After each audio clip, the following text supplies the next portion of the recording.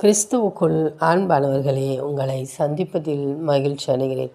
யாத்திரையாகமம் 3:14.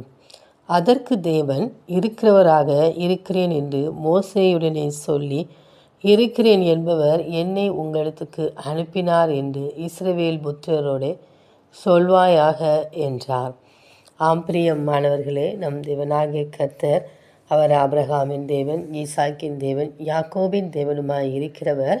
அவருடைய நாமத்தை மோசேக்கு வெளிப்படுத்துகிறார். நான் இருக்கிறவராகவே இருக்கிறேன் என்று சொல்லி அந்த யெகோவா தேவன் இன்றும் ஜீவித்து நம்மோடு கூட அவர் இருக்கிறவராய் கடந்து வருகிறார்.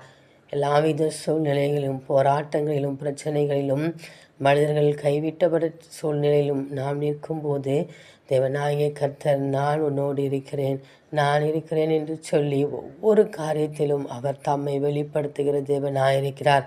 ஒருவேளை நாம் கடந்த இந்த பாதைகளை திரும்பி பார்க்கும்போது நாம் எப்படி கடந்து சென்றோம் என்று சொல்லி நமக்கே தெரியாது. ஆனால் நம்மை நடத்தினது நம் பரம தகப்பன். அவர் நம்மோடு கூட நான் இருக்கிறேன் என்று சொல்லி வாக்குத்தத்தம் கொடுத்து நம்மை கரம் பிடித்தவர். அவர் உண்மையுள்ளவர், அவர் வாக்கு மாறாதவர். எனவே ஒவ்வொரு நாளும் இருக்கிறதான நம்முடைய தேவனாகிய கர்த்தரை நம்மிடத்தில் நாம் எப்பொழுதும் வைத்துக்கொள்வோம். அவரை துக்கப்படுத்தாதபடி, அவரை வேதனைப்படுத்தாதபடி, அவர் விரும்பாத காரியங்கள் நம்மிடத்தில் காணப்படுமா எனது அப்புறப்படுத்தி போட்டுவிட்டு தேவனுக்கு பிரியமாய் வாழ்ந்து இருக்கிற தேவனை நம்மோடு கூட வைத்து கொண்டு அவருடைய நாமத்தில் கடந்து செல்வோம். இந்த பொல்லாத உலகத்தை ஜெயிக்க தேவன் நமக்கு உதவி செய்வார். அந்த தேவனின் அன்பு கரங்களை நாம் பற்றி கொண்டு அவரோடு கூட வாழ்வோம். ஆமேன்.